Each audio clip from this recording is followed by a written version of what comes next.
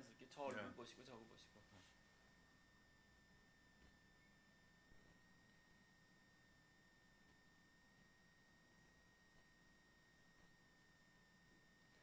네, 안녕하세요. 한면희의 제3정치 콘서트, 오늘은 강경선 교수님 모시고 범야권의 후보 단일화 이래야 한다라는 주제로 긴급하게 대담을 갖게 됐습니다. 강경선 교수님 오늘 나오셨습니다. 네, 인사해 주시죠. 안녕하세요. 네, 안녕하세요.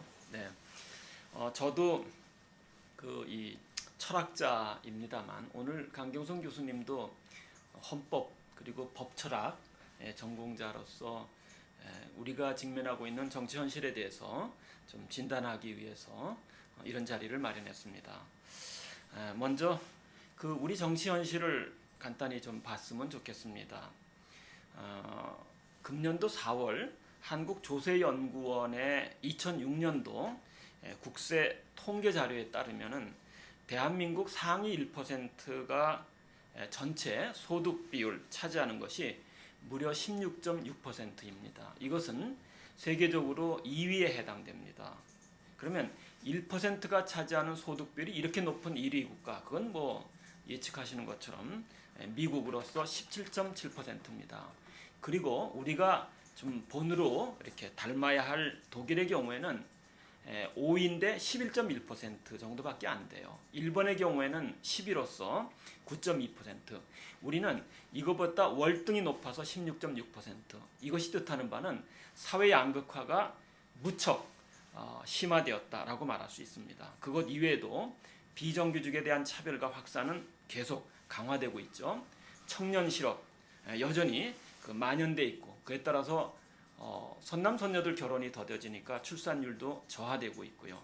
자살률 알려져 있는 것처럼 세계 1위입니다. 한마디로 말해서 한국의 정치는 사실 지금 위기 상황에 놓여 있다라고 말을 해야 할 듯 싶습니다. 물론 한국인들은 근면하고 또 대단한 교육열에 의해서 이만큼 선진국 문턱에 도달한 건 사실입니다. 그러나 지금 이 시점에서 한국 사회가 정치적으로 성숙해지지 않고서는 한국 사회가 희망 있는 사회로 가기 어렵다고 여겨집니다. 그런 점에서 정치를 바라다 보는 이제는 인문학적 접근, 즉 인문학적 정치 필요성도 저는 필요하다고 여겨집니다. 실제로 사회가 바뀌려면 정책이 바뀌어야 되고 사회 제도도 바뀌어야 되며, 더 나아가서는 이런 것을 아우르는 정책 원리, 그리고 거기에 깃든 정치적 가치관, 다시 말해서 정치 패러다임의 전환이 필요하다라고 여겨지는데, 근데 우리 현실 정치는 어떻습니까? 한편으로는 이익 집단의 타협이라는 사회과학적 정치학의 접근, 또 다른 한편으로는 통계로 누가 이기고 질 것인지 유불리를 따지면서 접근해 들어가는 정치공학, 이런 것들이 난무하고 있는데 이것을 넘어설 필요가 있다라고 여겨지는 겁니다.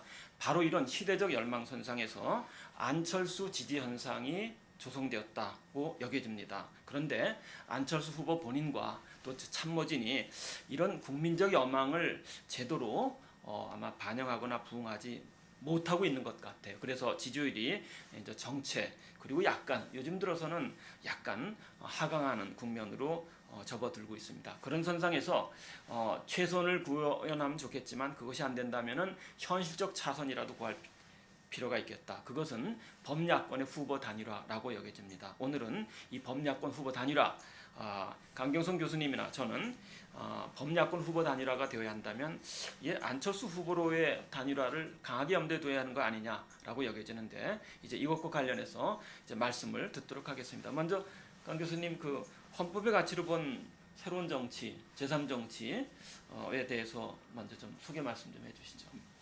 네, 저는 이제 아무래도 제 전공이 헌법이기 때문에 이제 헌법의 관점에서 우리 사회가 지금 이제 변화하고 또 변화돼야 된다라고 하는 것을 느끼는 이런 범위 내에서만 말씀드리겠습니다. 한면희 선생님께서는 이제 제3정치 콘서트 이런 책을 통해서 또 철학적으로 이렇게 규명을 하셨는데, 저는 이제 헌법학적으로 보면은 이제 이렇게 돼 있어요. 그러니까 법의 발전이라고 하는 것은 일정하게 단계별로 가고 있다고 생각하는데요. 근데 이제 우리 사회 지난 헌법의 역사만 쳐도 60여 년이고 길게 보면 100년인데요. 근데 이제 주로 이제 대체로 1993년도 YS 정권 정도 전까지가 우리 헌정사에서 보면 억압적법의 시대다 이렇게 생각합니다. 그러니까 서양에서는 이제 군주 시대에 이제 그런 게 있었는데 우리는 그게 이제 독재 정권까지 특히 군부 독재가 이제 법이 있었지만 사실은 법은 남용이 되고 잘못 사용되고 헌법은 사실상 무력화되는 이런 시기였죠. 그래서 억압적법의 시대고 그 다음에 이제 법치주의 내지 입헌주의 이렇게 이제 그리고 자유라고 하는 것을 자유권이라고 하는 걸 좀 더 강조를 하면서 어느덧 우리는 또 복지국가라고 하는 것을 지금 얘기를 해야 되는 단계죠. 그러니까 이게 다 그 시대별로 좀 상응하는 이게 이제 제도와 법과 문화가 달라져야 되는데 우리는 빠른 속도로 지금 변해 왔고 또 지금도 그런데 지금 굉장히 중요한 변화의 시기에 들었다고 생각하거든요. 그래서 저는 뭐 우선 복지국가라고 하는 것이 모든 사람들이 지금 필요하다라고 하는데 이 복지국가와 자유국가 사이에서는 법과 제도와 모든 문화들이 다 바꾸어지지 않으면 안 된다라고 하는 이런 의식 속에서 우선 말씀드리고 싶고 굉장히 큰 변화가 요구된다. 이렇게 해서 그때별로 이제 정당도 어떻게 보면 우리 사회가 이제 독재 시대 때부터 뿌리를 두고 계속 여태까지 오는 그 뭐 주로 새누리당으로 이제 대표되는 이제 이런 정당과 그다음에 이거에 맞서서 계속 자유를 구가했던 주로 이제 민주당을 중심으로 하는 이런 정당이 왔는데 지금은 복지국가이기 때문에 이제 또 새로운 정치를 이렇게 얘기를 해야 된단 말입니다. 그래서 이런 면에서 이제 간단하게 또 다른 제3의 정치 저는 뭐 그런 정도는 뭐 다르게도 설명할 수 있겠지만 이렇게 우선 생각이 듭니다. 네. 네. 그러면은 정치 좁은 의미의 정치권도 새로운 사회로 진행되는 과정에서 바뀌어야 되겠지만 또 헌법의 가치에 비춰봤을 때 정치에 참여하는 우리 시민들도 그 민주적 질서 의식을 이제 가져야 될 것 같단 말이에요. 그렇죠. 그런 점에서 본다면은 그 이 오늘날 안철수 현상을 야기시킨 것은 한편으로는 그 한국적 대의 정치의 실패를 뜻하는데 그럼 대의 정치 버리고서 사실 직접 민주주의를 반영할 필요는 있겠지만 이게 그렇게 쉽게 건너갈 수 없는 것이거든요. 그렇다면 이 대의 정치의 문제가 무엇이고 그리고 대의 정치의 문제를 치유하기 위해서 사실은 그 정치에서부터 시작해서 사실은 마지막 그 법의 보루인 사법부까지 이게 제 기능을 못 하고 있는 것 같거든요. 그 점도 조금 얘기해 주시죠. 그것은 이제 정말 제가 심각하게 느끼고 있는 점입니다. 저는 이제 복지국가 해도 제가 뭐 조세를 걷고 하는 거에 제가 기여할 수가 있는 게 아니고 복지국가가 온다고 했을 때 특히 법과 제도와 이런 문화에서 나는 어떤 일을 담당할까 사실 이런 속에서 지금 절실하게 느끼고 있는 편이거든요. 그런데 이제 우선 사실은 이제 80년대까지 군부 정권은 우리의 전반적인 것을 억압했기 때문에 이제 주권자로서 하나도 기능을 못했잖아요. 그러니까 국민들이. 그래서 그때는 직접 민주주의라고 하는 국민이 주권자다라고 하는 것을 특별히 강조해야 될 시기라고 해서 저는 직접 민주주의 저도 다른 사람과 함께 그것을 굉장히 강조를 하고 참여했습니다. 이른바 이제 6월 항쟁으로 끝나는 이제 그런 직접 민주주의를 우리는 체험을 했죠. 그런데 이제 그 이후로 우리가 법치주의, 입헌주의 얘기할 때는 다 대의제 민주주의입니다. 그래서 국회도 다시 활성화시키고 대통령도 또 행정도 사법부도 이렇게 했어요. 그래서 나름대로는 저는 사실 많이 발전했다고 평가를 합니다. 그런데도 불구하고 대의제 민주주의는 지금 전체적으로 불신을 받고 있다. 그래서 근데 불신의 정도가 저는 제가 느끼기로는 엄청나게 심한 것 같아요. 왜냐하면 국민들도 같이 발전을 하고 국민들의 희망 사항이 있기 때문에 국민의 희망의 관점에서 봤을 때 이만큼 발전한 국회도 수준 미달이고 대통령과 행정부도 관료들도 수준 미달이라는 겁니다. 그분들의 능력이 굉장히 좋아졌어요, 사실. 그렇지만 희망사항 그게 뭔지 모르지만 시대적인 객관적인 요구사항에 비하면 수준 미달이라는 거죠. 특히 또 사법부의 책임을 제가 물어야 되는데요. 사법부는 사실은 국회나 대통령보다 그렇게 중요하지는 않습니다. 그렇지만 어떤 상징성을 가지고 있냐면은 이 대의제에서 있는 이런 것들 그러니까 이 국회나 대통령이나 혹은 저희가 말씀을 안 드렸지만 이 주변에 있는 언론사, 정당 이게 다 이제 대의제를 지탱하는 이런 기구들인데 여기에서 생기는 좀 잘못된 일들 이런 것들을 사법부가 좀 정말 정당하게 정의롭게 시정을 해줘야 이 대의제 전체가 신뢰를 얻게 되거든요. 그런데 사법부가 그걸 못하게 될 때는 사법부 자체는 약한 기관이지만 사법부가 그 신뢰를 못하는 경우에 이 대의제 전체에 대한 불신이 가중된다는 거죠. 지금 사법부에 대한 불신이 좀 극에 이르렀다고 생각을 합니다. 그런 면에서 대의제 정치 같은 불신에 빠지고 이렇게 돼서 결국은 이러한 것을 전체적으로 그러니까 정당, 국회 등등 이런 사법 이런 거에 대한 불신 어떻게 할 것인가 또 사회는 지금 아까 같이 변화해야 되는데 지금 안고 갈 수는 없다. 이렇게 해서 새로운 현상이 결국은 무소속 후보 안철수 후보가 등장하게 되는 안철수 현상이 이제 작년 10월부터 이제 폭발을 하기 시작했는데요. 바로 그렇게 봐야 되는 직접 민주주의의 분출인데 사실 직접 민주주의를 확대하자라는 건 저는 그렇게 생각하지 않습니다. 이 분출은 뭐냐면 대의제 민주주의를 바로잡아라. 이거에 대한 지금 요망상이라고 저는 생각하거든요.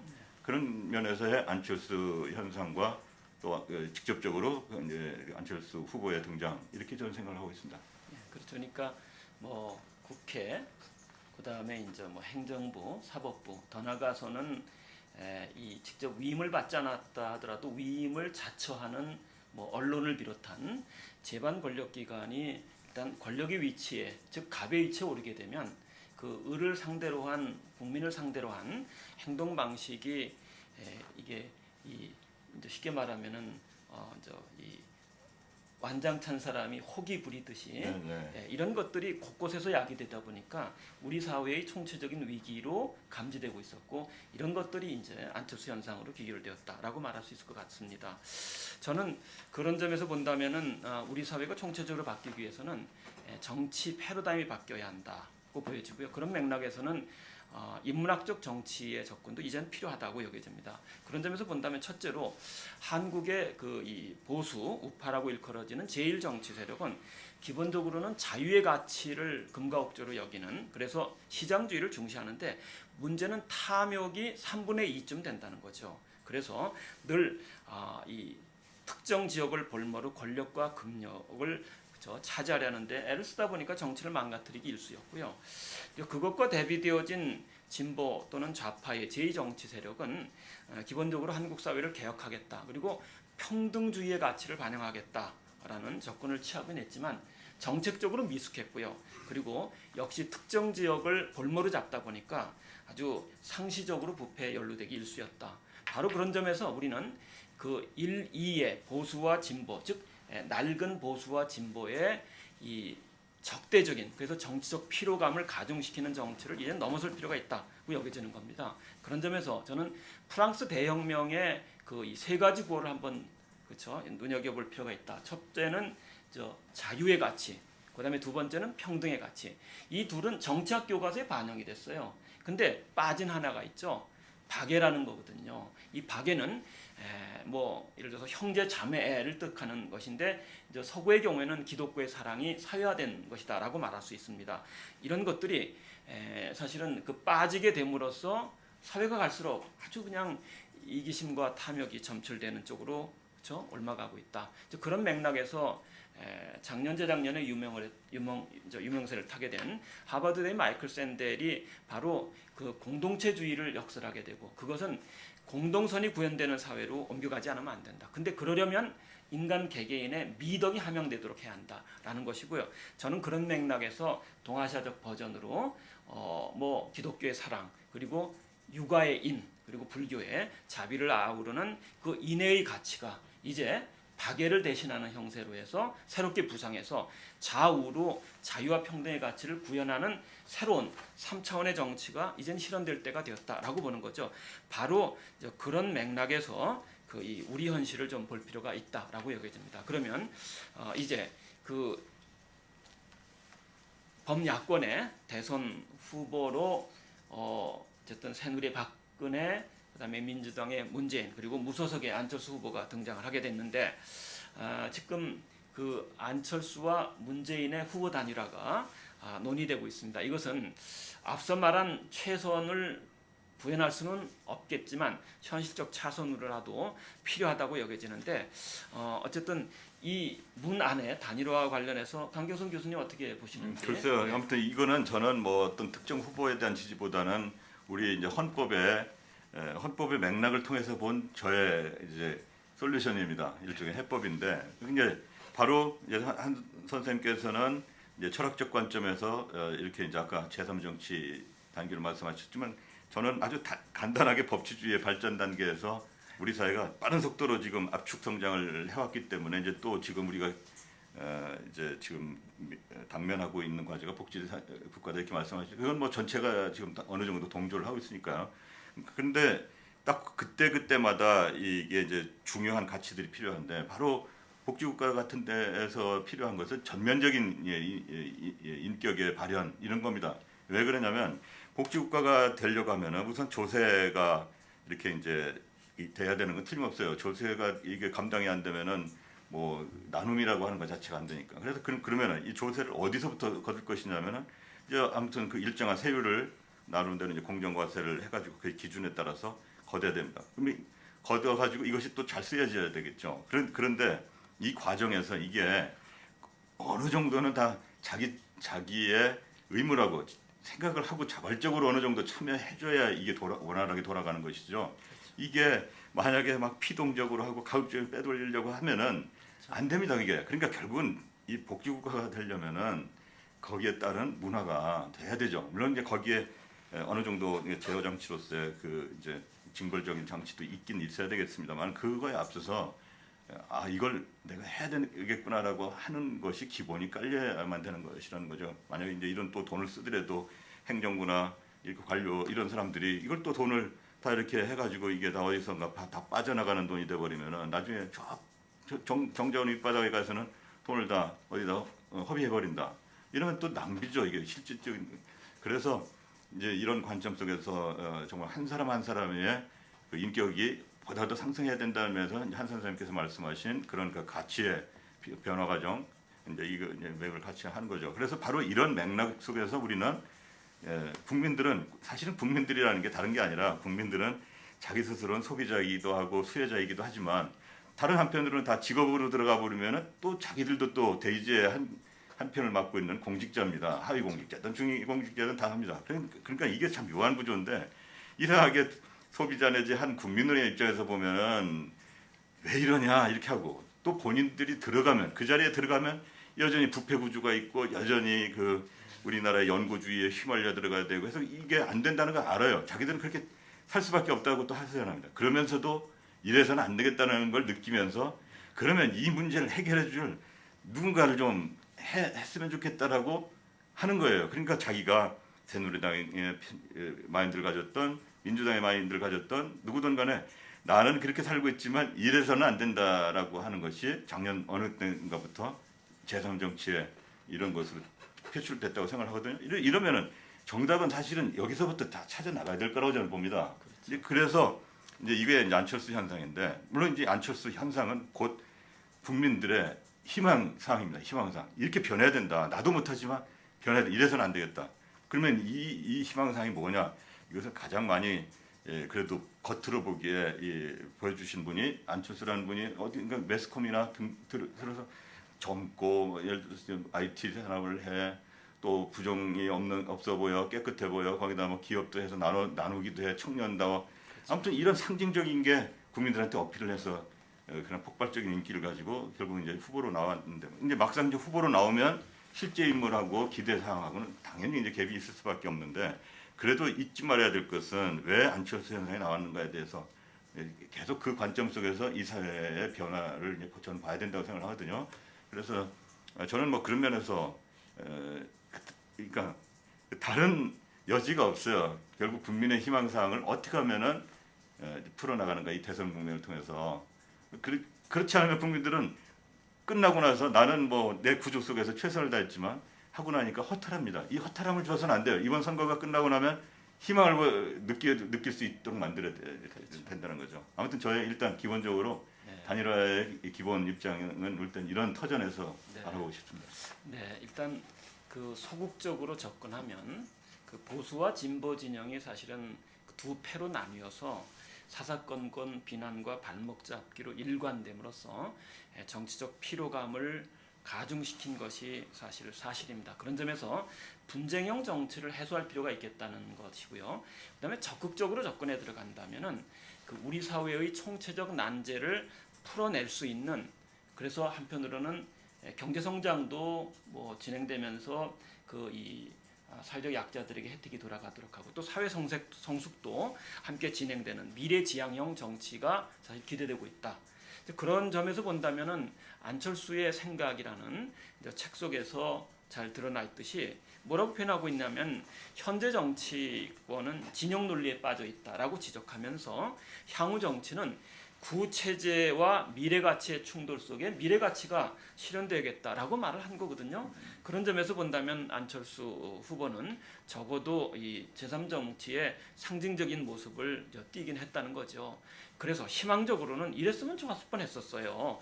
정치적 최선은 무소속 후보로 나선 안철수 후보가 기존의 그 새누리당의 후보 또 민주당의 후보를 제치고 집권해서 상대적으로 친화 관계에 있는 그 민주당을 우호적으로 해쳐서 재결집 즉 리메이킹 재구축하는 형태로 진보 진영을 새롭게 구축하고 그리고 그에 맞대응하는 형태로 새누리당도 그 이 건강한 보수의 재결집이 이루어지도록 조성함으로써 양자 간에는 정책적으로는 경쟁하고 그리고 때에 따라서 국민을 위해서는 서로 협력도 할 수 있는 그런 새로운 정치판 만들어내는 것이 사실 안철수 원장에게 사실은 이 기대가 모아졌었다. 이런 최선의 정치를 했었으면 하는 기대감을 가졌습니다. 그런데 안철수 원장이나 안철수와 함께하는 참모진들이 이런 시대적 소명이나 또 예를 들어서 이 정치적으로 접근하는 것 같은 것이 선명치 못했던 탓에 여망을 받아서 치고 올라가줬어야 되는데 올라가기는커녕 정체 그리고 요즘 들어서는 약간의 하강 국면으로 이제 접어든 형세입니다. 그런데 그럼에도 불구하고 여전히 그 안철수를 좋아서 안철수를 지지했다기보다는 새로운 정치적 여망, 국민적 여망이 안철수로 쏠림으로 나타난 것이기 때문에 이 국민적 여망을 소중하게 여긴다면 지금 늦었더라도 이 시점에서 최선이 안 된다면 하다못해 정치적 차선의 길이라도 갈 수밖에 없겠다. 그 정치적 차선의 길은 문재인 안철수의 후보 단일화에 대해서 우리가 아주 깊은 관심을 가져주고 그리고 가능하다면 이런 국민적 여망을 안고 있는 후보 저로서는 안철수 후보 쪽으로 후보 단일화되는 것이 보다도 바람직하지 않겠는가라고 생각한다는 거죠. 그렇죠? 그러면 이 문제와 관련해서 그럼 안철수로 예를 들어서 후보 단일화가 된다든가 또는 안철수를 통해서 우리 사회와 정치가 좀 어떻게 바뀌어야 하는지. 그러니까 이제 저는 이제 사회는 이제 큰 변화를 요구받고 있는 그런 객관적 상황이다 하는데 저는 생각보다 더 심한 그 격변의 시기에 접어들었다고 생각을 합니다. 이것이 이제 비단 우리 사회가 복지국가로 가는 이 논의를 넘어서 우리 환경을 또 봐야 된다는 거죠. 왜냐하면 우리만 산다고 하면 이런 것을 느슨하게 봐도 돼요, 사실은. 왜 그러냐면 우리가 이렇게 빠른 속도로 자꾸 가야 되느냐면은 우리를 그렇게 빠르게 만드는 외부적 조건이 있기 때문에 그렇습니다. 만약에 외부가 아니라 우리만 그냥 혼자 산다고 하면은 이렇게 빨리 아둥바둥 살 이유가 사실은 없어요. 근데 이상하게 우리는 남북 분단이 됐었죠. 그러니까 항상 먼지 긴장 상태에 있었던 건 사실이에요. 더군다나 미국, 일본, 러시아, 지금은 이제 너무나 큰 이런 또 중국이 바로 코앞에 있어요. 이런 나라들이 변화를 또 하고 있어요, 같이. 이렇게 있기 때문에 이 사람들이 무슨 우리를 침략하는 건 아니지만 이렇게 있는 것 자체가 우리한테 도전이고 긴장을 주는 겁니다. 그러니까 우리가 여기에 대처하지 못하면 저절로 생기는 것이 주권의 약화입니다. 그러니까 주권의 약화라는 것은 무슨 예전처럼 침략이 의도적인 외부의 침략을 받아서 주권이 침략되는 시대가 아니라 힘의 열쇠. 그냥 무시당하면 주권은 없어지는 겁니다. 그러니까 이렇게 주권이 약화되면은 저절로 이제 우리 여기에 살고 있는 사람들의 자주적 결정권이 약화됨으로 해서 사실 모든 국민들의 이 인권이 약화될 수밖에 없는 이런 이제 관계이기 때문에 주권의 확립이라고 하는 것이 굉장히 지금 중요한 주제로 시대적으로 주어져 있거든요. 그렇기 때문에 우리가 빠른 속도로 헌법이 얘기하고 있는 이런 모든 과정들, 그러니까 자유권과 사유권 이런 것을 탁구 피우는 사회로 가서 민주사회로 되는데 이것이 되려면 경제도 발전해야 되고 정치 문화나 모든 문화들이 성숙이 돼야 된다는 거죠. 그래서 할 수 없어요. 이 정도 되어야만 이런 강국들 속에서 존중을 받으면서 우리 할 일을 하고 그래야 이제 우리 국민들 속에 국민들이 가지고 있는 역량들도 인권도 위축되지 않으면서 우리 할 일을 하는 것이 바로 인격의 발현의 문제란 말입니다. 그래서 이제 우리가 더 빠르고 더 긴장되게 이제 이런 그 격변의 시기 속에 선택을 하지 않으면 우리는 자칫 못하면 여태까지 이렇게 열심히 살아온 것이 사실은 또 이렇게 굉장히 모호되는 그러니까 수포로 돌아갈 그걸 바라고 싶지는 않지만 그런 정도로 지금 결단을 요구를 하고 있는 시기라고 저는 생각을 합니다. 굉장히 급해요, 사실은. 그런 면에서 이제 이렇게 큰 틀을 다시 짜지 않으면 안 된다라고 생각할 때 안철수 현상으로 봤기 때문에 여기서 정말 우리 사회를 걱정하는 이 지도자들 같으면 이거는 뭐 다른 게 아니라 그대로 조금만 더 생각해 보면은 어떤 분을 도와주고 해서 결국은 국민적인 희망에 동참하고 그걸 이뤄내는가 이런 각도 속에서 생각을 해주셔야 될 거라고 생각을 하지 여론조사나 이렇게 불투명한 이런 거에 의해서 하다 보면은 또 시비가 붙고 그거 믿을 수 없다 이렇게 해서 계속 그 무슨 불씨를 남기는 것보다는 정말 그 시대적인 비전과 시대적인 상황을 누구보다도 잘 아시는 분들이니까 그럼 속에서 정말 누가 되어야 되는가 쪽으로 결론을 내서 대승적으로 국민들한테 감동 주는 이런 식으로 결론이 났으면 좋겠다 이런 얘기죠. 그렇죠. 예. 그러니까 뭐 한편으로 그 우리 사회가 뭐 이제 6.25 전쟁, 뭐 물론 그 이전에 일제치하에서 6.25 전쟁 그리고 짧은 시간에 압축적인 산업화를 이뤄내지 않았습니까? 그렇죠. 그것도 이 우리 사회의 그 흔히 어른이라고 일컬어지는 분들의 노고 속에 일궈내어진 성과고요. 또 다른 한편으로는 그 산업화 과정에서 유린됐던 민주주의 이 부분 즉 민주화의 또 이 달성도 당시 뭐 제야민주화 세력과 그다음에 학생 운동권에 힘입어서 그리고 노동 형제들의 노력에 힘입어서 민주주의도 많이 달성하게 된 것이죠. 근데 이제 요 단계에서 서로 치고받고 주거니 받거니 하는데 우리 사회는 미래지향적으로 더 나가야 한다는 말씀 아니겠습니까? 그렇죠. 네, 그런 점에서 본다면은 사실 이제는 복지도 적절하게 구현됨으로써 그 인간이면 누구나다, 다시 말해서 국민이면 누구나가다 이 행복한 삶을 사는 사회를 만들 필요가 있겠다는 것이죠.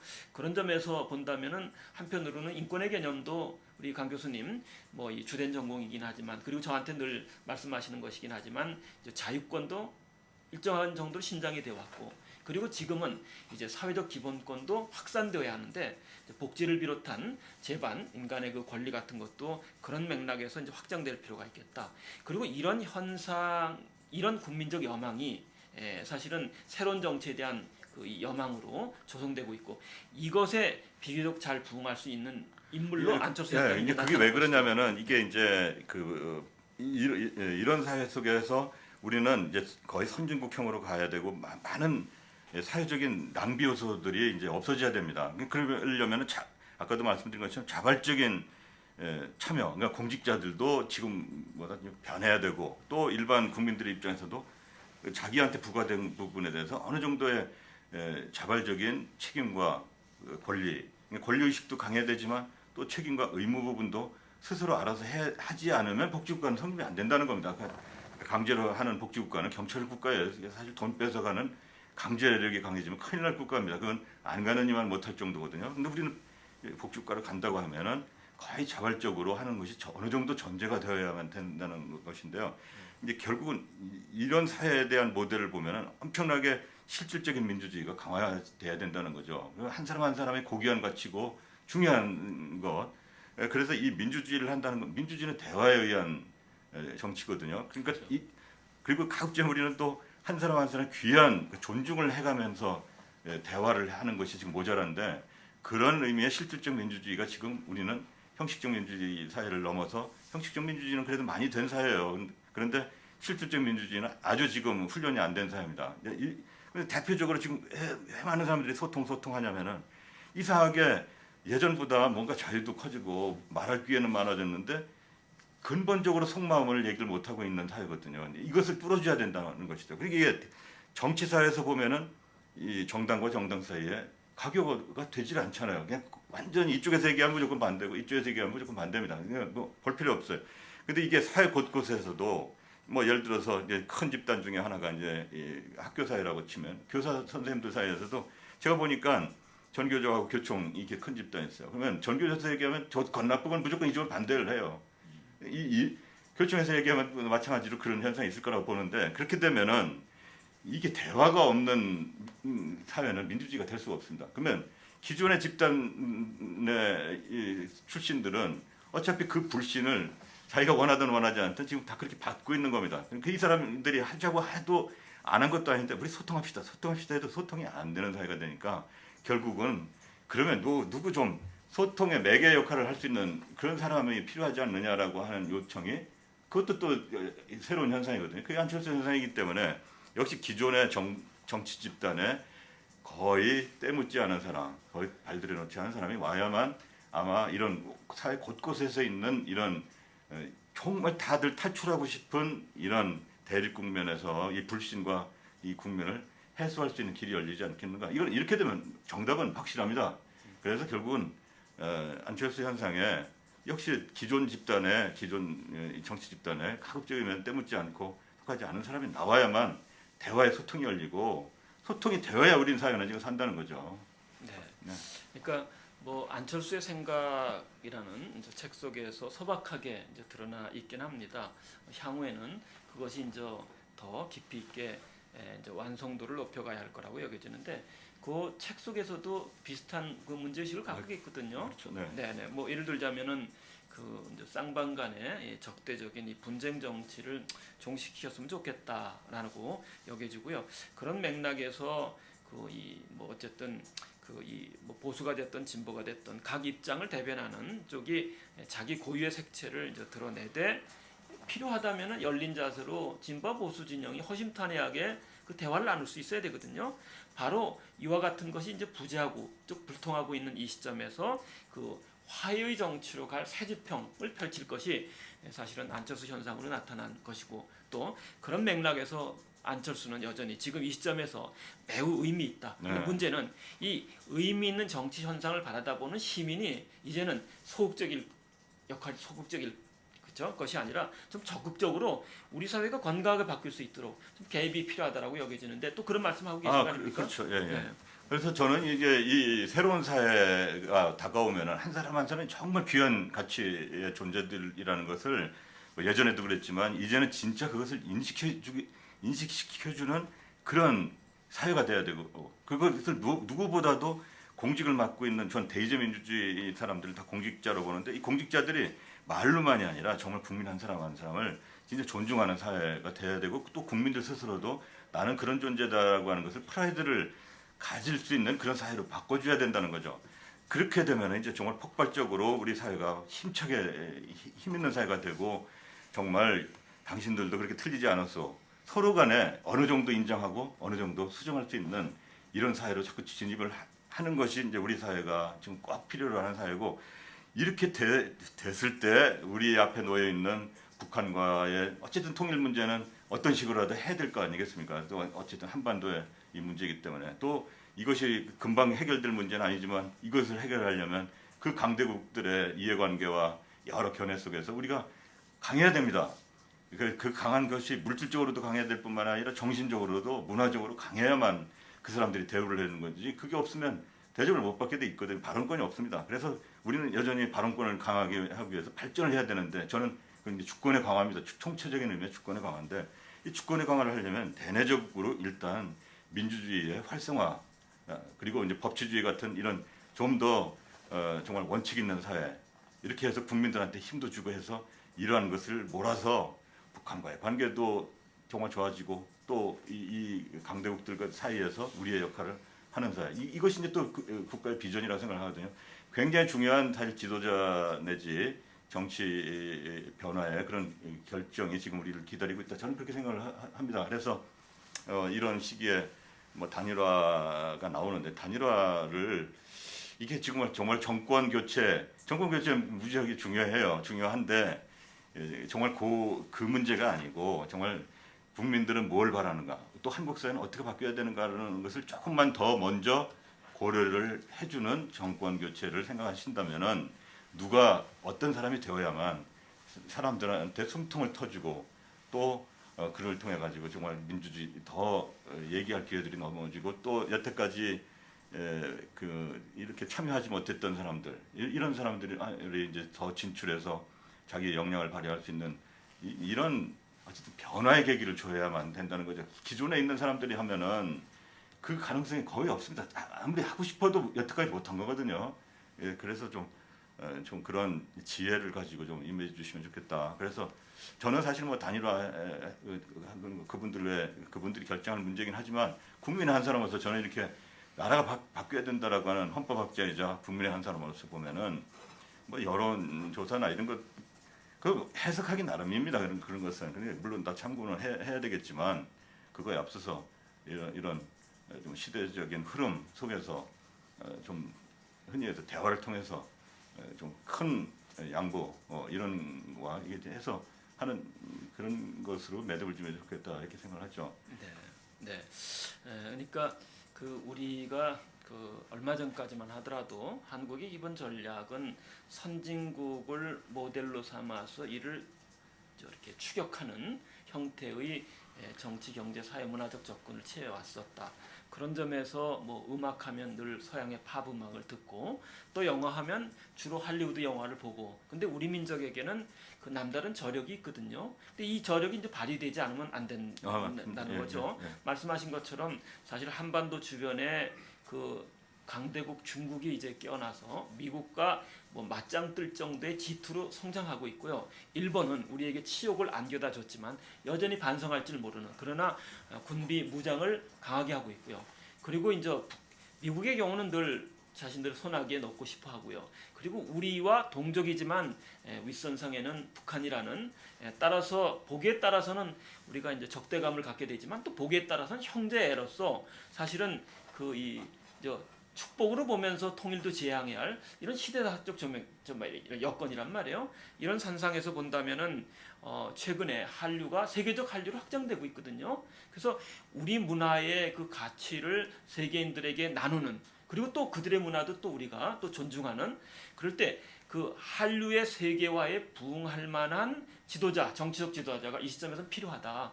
그래야 낡은 정치 극복할 수 있는데 그런 점에서 본다면은 안철수 현상, 즉 국민의 안철수를 지지하는 요 현상은 지극히 당연하다는 것이죠. 그러니까 참 좋은 말씀하셨는데 사실은 여기서도 또 이제 우리가 지도자 하면은 사실은 좀 이게 시대에 저는 또 안 맞다고 생각해요.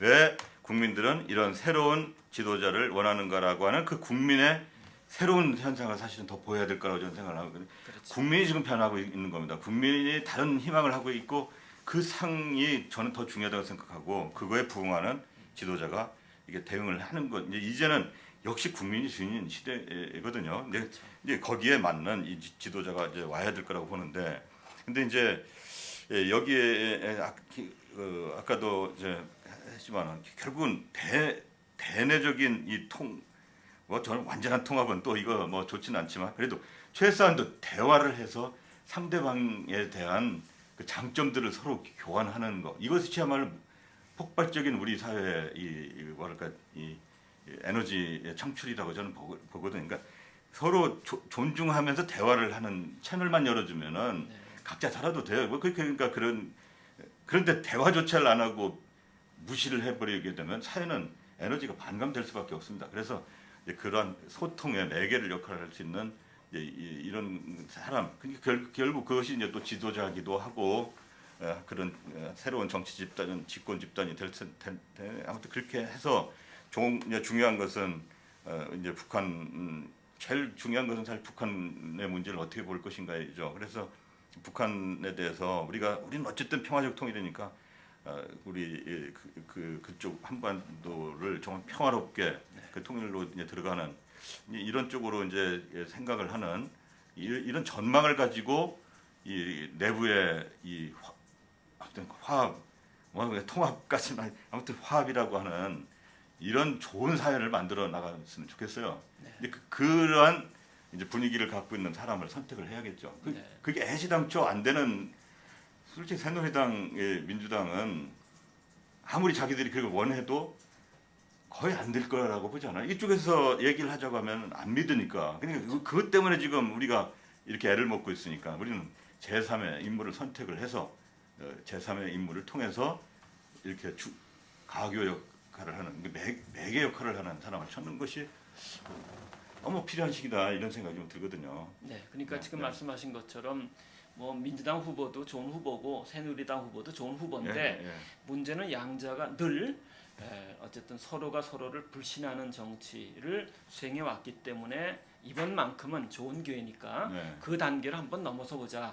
뭐 저는 뭐 그렇죠? 네. 그냥 헌법의 관점에서 그렇게 결론이 나고요. 여기에 이 여러 가지 이제 뭐 그 이렇게 하자 저렇게 하자라고 하는 것은 저는 잘못하면 꼼수로 비친다는 거죠. 벌써 그냥 비난의 대상이 됩니다. 이게 만약에 난 예를 들어서 공동정부 말이 좋죠. 공동정부 이런 표현을 쓰면은 당장 이제 뭐 지금 그 무소속과 민주당이 공동정부 세우자 하면은 역시 이 새누리당이나 그 비판하는 사람들 눈에서 보면 아유 결국 권력 나눠 먹기구나 이렇게 비난받을 이유가 없는 겁니다. 지금 국민들의 이 정말 깨끗한 마음으로 우리 한 사람 한 사람은 지금 이렇게 더럽혀졌지만은 이런 사회가 되지 않아야 된다라는 면에서 지금 어떤 걸 희망하고 있는데 이 희망의 첫 작품이 또 그런 비난을 의심을 사는 식으로 시작해서는 안 될 거라고 보거든요. 그래서 공동정부론이니 이런 것은 그거보다는 한 사람으로 확실하게 양보를 하고 그리고 이제 그 한 사람이 알아서 아까 같은 소임을 다 할 수 있도록 기대하고 또 협조해 주는 거 이게 저는 지금 아주 필요한 미덕이라고 좀 생각이 듭니다. 그래서 저 뭐 말씀 나온 김에 하지만 저는 이 공동정부 중에 제일 지금 중요한 네. 얘기 중에 하나가 이제 책임 책임 총리제 총리제. 이런 얘기를 이제 하는데 말로 보면 그럴 듯해요. 앞으로 서로 협력합시다. 협력하는데 한 사람이 대통령 되면 한 사람은 총리를 하되 뭐 제왕적 대통령제의 폐단을 없애기 위해서 총리의 권한을 많이 드리겠습니다. 이 말은 좋은데 저도 헌법학자니까 생각을 해봅니다. 그래서 좀 더 깊이 조금만 더 생각을 해보면은 이게 엉터리라는 걸 알게 돼요. 이런 제안이라는 게. 왜 그러냐면은 책임 총리라는 것은 총리한테 뭐 장관 제청권을 준다고 이렇게들 알고 계시잖아요. 그러면 총리가 자기가 일을 진짜 많이 적어도 국정에 반을 하기 위해서 내 호흡에 맞는 총리를 뽑아야 되겠다. 이걸 뽑아가지고 왜냐면 자기는 일을 잘해야 되니까 뽑아서 대통령한테 제청하면 대통령은 무조건 인정을 한다. 그러면 그 총리하고 그 장관하고 대통령이 안 맞을 가능성이 굉장히 높아요. 지금 이 상황에서는 옛날 노무현 이해찬 이런 한 패할 때는 이게 이제 호흡이 잘 맞겠지만 지금은 그 문안 두 후보 사이에서는 그 정도 맞는 관계는 아니거든요. 이게 그러면은 그럼 책임 총리제로 하면은 대통령이 허수아비가 되는 거고 그러면 여전히 대통령하고 협의를 해서 이런 사람 좀 제청 좀 해주시오 하는 순간에 총리는 또 허수아비가 되는 겁니다. 그래서 어차피 이러한 얘기들은 말은 그럴듯해도 실현 불가능한 얘기고 결국은 한 사람이 당신 잘하세요. 잘하시되 우리가 충분히 도와주겠다. 그러면 그걸 맡은 사람은 그 취지를 이용하고 해서 솔직히 안철수 이분이 이제 그런 식의 위치가 된다고 한다면은 그 사람은 아무래도 민주당에 호흡 맞는 사람이 많을 테니까 자기가 알아서 같이 합시다라고 하는 그러니까 꼭 뭐 안철수 후보 입장에서 보면 꼭 문재인 씨가 또 총리 되리라는 법도 없죠. 왜냐하면 민주당과 여러 사람 중에서 자기하고 호흡 맞는 사람하고 같이 합시다 이렇게 하면 되는 거고 저는 거기에 조금 더 열려져 있으면 새누리당 같은 데에서도 또 아니면 더 중요한 것은 여태까지 등장하지 않은 사람에서 가급적이면 발굴했으면 좋겠어요. 그게 지금 이 시대에 필요한 거거든요. 꼭 정당만의 문제가 아니라. 어쨌든 정당에서도 새누리당도 열어두고 더 많은 사람들 속에서 그러니까 어떤 특정 정당에 부여받지 않고 일을 하게 만들어드리는 거 이런 것이 전 기본 조건이 돼야 된다고 생각을 하죠. 네. 그래서 이런 뭐 양당 간의 무슨 공동정부다 이렇게 해서 구속을 주는 것은 그렇게 바람직스럽지 않다 이렇게 생각합니다. 네. 일단 뭐 안철수의 정책을 뭐 간단히 이제 분별을 해본다면은 구체적으로는 이제 공정한 절차를 어쨌든 통해서 정의를 세우고 그리고 패자도 일어날 수 있도록 배려하겠다. 그리고 경제 민주화를 이제 도모하는데 이로써 이제 재벌 개혁도 사실 시행하고 그리고 무엇보다도 중소기업도 강하도록 육성하겠다는 것이죠. 뿐만 아니라 본인이 IT 기업을 만들어서 성공을 하는 신화의 존재이듯이 청년에게도 기회 주는 정보 산업 활성화시키겠다.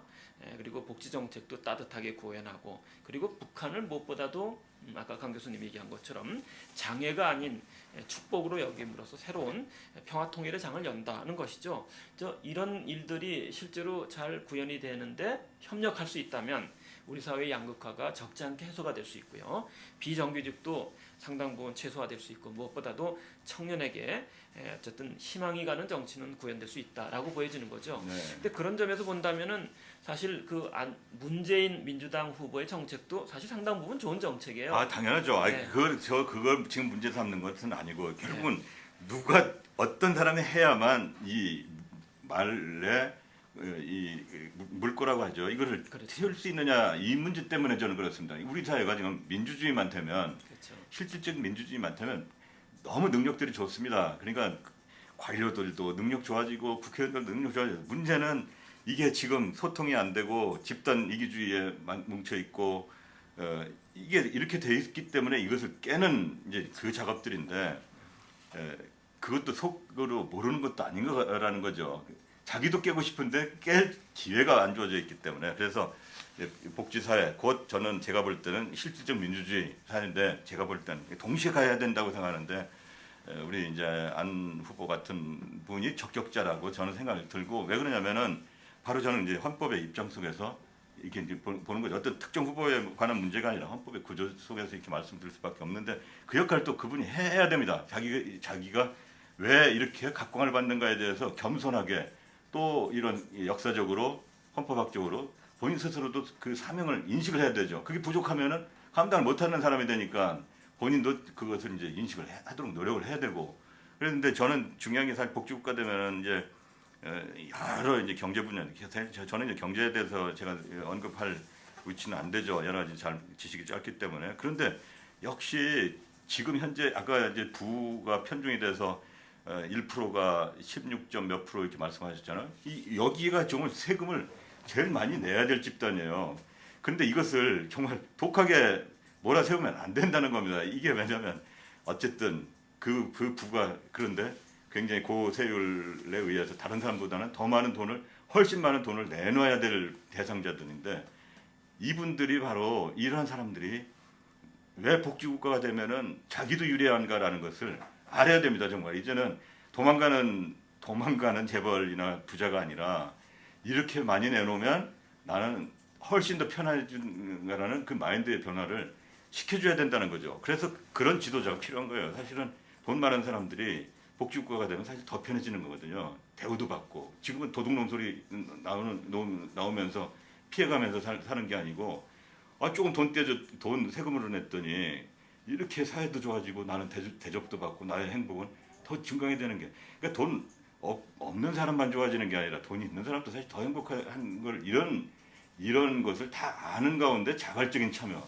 이걸 유도할 수 있는 그런 사회가 저는 이제 진짜 우리 사회에 필요하다고 보는데 그걸 하려면 얘기에 대해서 신뢰 관계가 가져야 되는데 기존 정치인들이라고 해서 못할 이유도 없긴 하지만 기본 그게 깨졌기 때문에 이런 현상이 나온 거 아니겠습니까? 그래서 자꾸 돌아가는 얘기지만 그걸 결국 새로운 인물이 어지간하면 그분이 그것을 감당을 해서 하도록 만들어 드리는 거예요.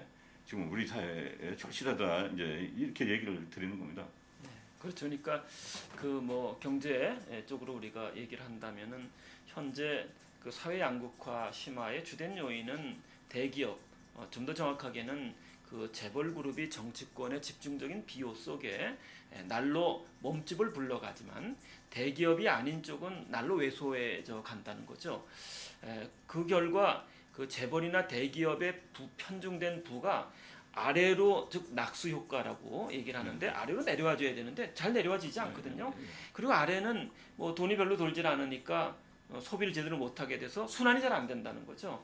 그럴 때 사실은 보수와 진보의 이 낡은 대립 구도를 넘어서서 대화가 되고 그리고 경제계하고도 화해 상생의 관계로 간다면은 그래서 아래쪽에 군부를 떼는 이제는 그리고 위는 세금을 더 많이 내는 세금 많이 내주고 그렇죠? 그리고 내준 세금 갖고서 뭐 예를 들어서 청년을 위한 IT 기업이라든가 또 중소기업을 강화시키는 쪽으로 이렇게 되면 아래에서 조성된 돈은 위로 흐르게 돼 있거든요. 그리고 위에 흐른 돈은 또 아래로 이렇게 순환이 원활하게 진행되어진다면 성장이 구태여 두 자릿수 가지 않아도 돼요. 성장이 2, 3%에 불과하다 한다 하더라도요. 순환이 잘 돼서 내수 경제가 살아간다면은 국민들의 불행은 덜해지고 행복감은 커져갈 거라는 거죠.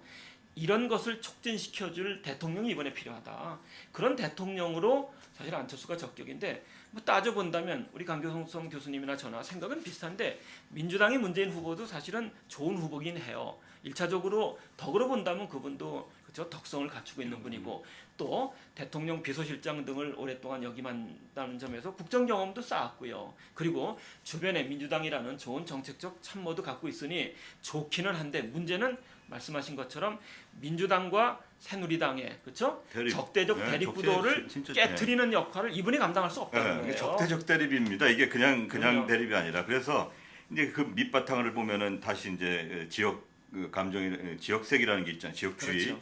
그러니까 이것은 한 번은 깨고 넘어가야 됩니다. 저 헌법학자로서 보면은 우리나라의 봉건주의가 그 법의 발전 단계 말씀드렸는데 우리는 아직도 봉건주의적인 것을 가지고 있는 게 몇 개가 있더라고요. 보면 이게 이제 지역에 얽매여 있는 것이 너무 심한 사회고 그다음에 또 신분제 이 공무원들이나 이런 사람들에 대해서 신분이라고 하는 것이 아직도 봉건주의적인 게 이걸 지금 다 깨야 되는데 이 우선 정치하는 사람들은 진짜 근대 정치, 현대 정치를 지금 해야 되는 판에 아직도 지역에서 벗어나고 있지를 못하니까 이런 회단들이 지금 생기지 않습니까? 그래서 이번 기회에 정말 민주당이 정말 아무래도 더 상대적으로 더 민주주의를 원하고 그러니까 이제 새누리당의 뿌리는 주로 국가의 부와 국가의 지금 안보라고 하는 것이 또 강했던 그런 정당이라고 한다면 이 민주당은 이제 뿌리가 민주주의지 않습니까? 그러니까 다 필요한 거죠. 안보도 필요하고 민주주의도 필요한데 민주주의 발전이 지금 이제 얘기가 된다고 한다면은 이 부분에서는 우선 민주당이 먼저 정말 지역주의 정당을 탈피를 해서 전국 정당으로 거듭나는 그 기회를 얻어야 된다고 저는 생각을 합니다. 그렇게 하는 것은 결국은 이제 그 기득권 포기가 얘기가 나왔는데 기득권 포기라고 하는 것이 굉장히 민주주의는 기득권 포기라고 저는 생각합니다. 항상 나도 모르게 살다 보면 쌓이는 이 기득권을 항상 자기를 돌아보고 뭐 다 놓는 사람은 뭐 진짜 성자겠지만 다 못 놓는다 하더라도 불필요한 기득권을 놓는 집단과 사람이야말로 민주주의일 수밖에 없는 그래야 대화가 되거든요. 자꾸 가진 사람은 강제만 늙고 강한 분이 늘 게 없습니다. 그래서 지금 그런 상황이고 하다 보면은 역시 지금 많이 가지고 있는 무소속에 비해서 많이 가지고 있는 민주당이 기득권을 다 놓겠다고 그랬지 않습니까? 근데 사실 정당의 기득권 포기의 최극점은 뭐냐면 집권의 포기예요, 사실은. 근데 그런 정도까지 올라가야만 거듭나는 당이 되지 않을까. 나머지는 다 집안 내 뜯어고치기예요. 우리가 집안 내부 수리가 아니라 정말 집 틀 자체를 바꿔나가는 과정이라고 한다면은 한 번은 정당의 존립 근거라는 것은 사실은 집권이에요. 그렇지만 기득권의 포기의 최대치는 집권 포기를 한 번은 하고 거듭나는 이 자세가 필요하다고 생각합니다. 그래서 전국 정당에 대해서 정말 상대방 정당과 차별이 되고 그래도 상대방 정당도 또 전국 정당으로 가려고 하는 노력을 견인해 나가고 그러면 우리 사회가 틀이 바뀌어집니다. 이제 진짜 지역색이 약해지고 전국적으로 막 그냥 어디서든지 민주주의와 안보 뭐 이런 차원에서 그 교차 투표가 되는 이런 게 돼야 정말 살맛나는 한반도고 그렇게 돼야 또 우리가 가능성 있는 사회가 아니겠습니까? 사실 아주 좋은 지금 기회입니다. 그렇죠. 예. 뭐 지금 교차 투표라고 말씀하신 것처럼 그 새누리는 뭐 영남의 지역적 볼모를 잡고 있고 민주당은 호남의 지역적 볼모를 잡고 있죠. 물론 호남은 억울한 측면이 있긴 합니다. 경상도는 상대적으로 권력에 다가가서 부의 혜택을 많이 받았던 반면 호남은 이에서 소외됐고 그리고 그 과정에서 또 이 광주 민주항쟁이 드러내듯이 민주주의의 산실 역할한 호남 사실 호남 이 주민들 입장에서는 억울한 측면은 있지만 문제는 민주당이 늘 호남의 지역성에 발목 잡히는 한 그 지역 이기주의에 따른 부정부패를 늘 미끄럼을 타게 된다는 거죠. 여기서 벗어나지 못하는 한 그 이 보수 새누리당의 지역적 부패, 이것도 그죠? 일방적으로 비난당할 수 없는 따라 양자가 도끼인 객기네 이런 문제 상황이 있기 그렇죠. 때문에 민주당은 벗어나야 하는 자기의 거거든요. 사명이라는 게 역시 자기 존재 가치가 민주주의를 한국 민주주의를 세워놨다. 여기에 그렇죠. 자부심을 가지면 되는 거죠. 그렇죠. 그러니까 또 새누리당은 그것만 해서는 물론 안 되지만 그래도 우리는 이 안보와 경제적인 부분에 대해서는 그래도 우리는 했다. 나머지는 비난받아 마땅하다. 예를 들어서 이런 겸허한 자세만 있으면 됩니다. 그것은. 그렇죠. 그러니까 그 뭐 이 사실 문재인, 안철수 후보 단일화가 진행되는 과정에서 문재인 후보도 안철수 후보만큼 좋은 후보라고 여겨지긴 하지만 기본적으로는 민주당의 틀 속에 있다는 것이 한편으로는 강점일 수 있을 것 같지만 이 강점으로서의 기득권을 내려놓을 때만이 한국 사회가 성숙의 단계로 간다는 거죠. 바로 문재인 후보는 그 점을 또 민주당 사람들은 그 점을 명확히 인식할 필요가 있겠다. 거기에 비해서 자유로운 안철수 후보의 경우에는 이 낡은 정치 질서를 깨트리고 새로운 정치 지평을 펼치기에는 적합한 후보라는 거죠. 그런 점에서 이번 후보 단일화는 사실 그 이 미래의 한국 사회의 그렇죠? 창창한 밝은 사회로의 지향을 염두에 둔다면 사실 안철수 후보 쪽으로 이게 단일화가 이어짐으로써 새판 짰으면 좋겠다라는 이제 희망을 갖긴 합니다만 향후 이것은 또 여러 가지 정치적 역학관계에 의해서 달라질 수는 있겠지만 어쨌든 하고 싶은 말은 해야 될 것 같거든요. 그러면 저는 뭐 지금 현재 대통령의 뭐 능력 이것은 현실을 볼 게 지금 한 분은 정치 경험이 전혀 없는 분이고 한 분은 이제 정치 부분에 이제 그쪽에서 오래 있었던 분이기 때문에 지금 그런 걸로 보다는 우리 이제 새로운 여백 이게 공간 우리가 얼마나 더 참여하고 더 많은 사람들이 와서 얘기할 수 있는가 그런 배우는 자세만 알고 가지고 계시다고 하면은 더 많은 사람들이 새로운 주제를 가지고 얼마든지 새로운 그림을 여백에 그릴 수 있다라고 하는 이런 장점은 또 있는 거거든요, 실제로요. 그래서 그렇죠. 이제 마무리 발언 간단하게 해주시고 그다음에 저도 정리 발언을 하겠습니다. 시간이 다 돼서. 그렇습니까? 아무튼 저는 뭐 오늘 말씀드린 것은 제가 이제 헌법학자로서 이렇게 이제 우리 헌정사를 통해서 우리 사회 문제점과 헌법이 갖고 있는 저한테 주는 이 비전을 통해서 보다 보니까 이렇게 격변기에 지금 들어왔구나라는 것을 알고 그래서 남의 문제가 아니라 저의 문제입니다. 이 대선 국면까지도. 그래서 여기에 대해서 저는 국민의 한 사람으로서 반드시 뭔가 발언을 하고 싶어서 이런 얘기를 했습니다. 이게 이제 어떤 특정 후보에 대한 얘기로 이렇게 했지만 저는 당연히 저의 헌법학적 관점 속에서 내려지는 그런 해결점이다. 이렇게 이제 받아주시고 이해를 해주시면 좋겠고요. 아무튼 좋은 결론이 내서 우리 사회가 아주 정말 미래에 창창하죠. 정말 우리 헌법은 우리에게 우리 모든 사람이 잘 살고 결국 인류 공영에 인류 평화와 인류 공영에 이바지한다라고 하는 것이 우리 헌법 전문의 마지막 단계거든요.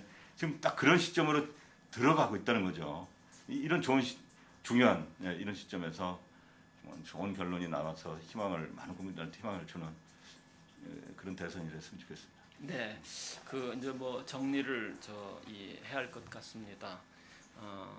그 한국 사회가 지금까지 이만큼 사실은 이 추동하면서 그 세계인들이 이렇게 이 주목하는 사회로까지 간 데에는 앞선 시대 그리고 그 이 현 시대를 살아가는 많은 분들의 그 노고에 힘입은 바 크다고 말할 수 있습니다. 그 점에서는 산업화의 역할을 한 분들도 사실은 이 우리 사회를 발전시키는데 큰 기여를 했고요. 또 민주화를 도모하는 데도 큰 기여를 했다.